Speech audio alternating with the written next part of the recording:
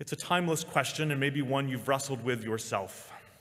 That internal debate of when it is time to toss out fresh flowers that are, well, no longer quite as fresh as they once were. Or when to trim back any plant or flower when it seems past its prime, when it's drooping or dried out, withered or even worse. When to discard the remnants of what we only recently thought to be beautiful, the dry, transparent cover, the cast-off tube of protection that once concealed a fragile bud, the shriveled, wilted bits that convey the price of blooming.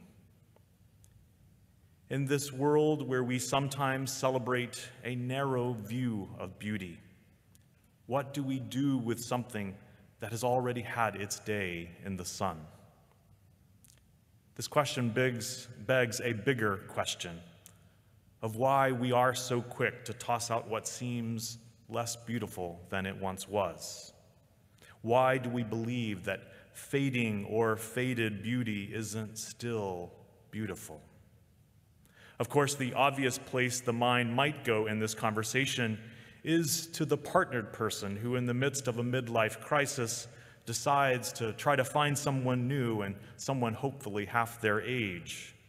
Some of you may recall the joke about the 60-year-old man who, when granted one wish by a genie, looked over at his wife and then asked for a partner 30 years younger than he was. And in an instant, the genie made him a 90-year-old man. This isn't a reflection on relationships, though, so much as an invitation to consider why we too often judge the value, the worth, and the beauty of something by what is typically an all too narrow slice of time, that relatively brief period when something is at its peak or in its prime.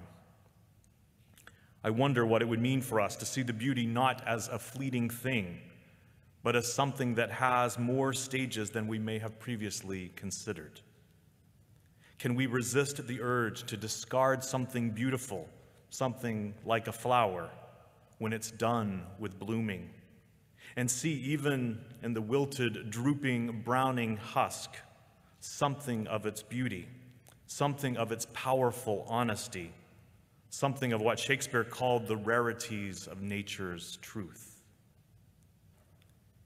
In UU memorial services, we often proclaim the words of Edward Searle. A human life is sacred. It is sacred in being born, it is sacred in its living, and it is sacred in its dying.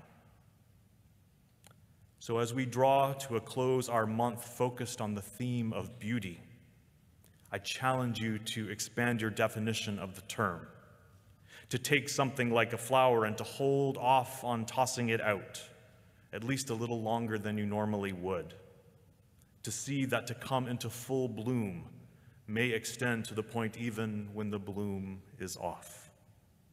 You may see that beauty lasts longer than we often notice. You may discover that the fading of glory that is the end of life's story is just as essential part of the journey as everything that comes before. And you may see something of life's deeper beauty, and maybe you just might see something of yourself too. May it be so. Blessed be.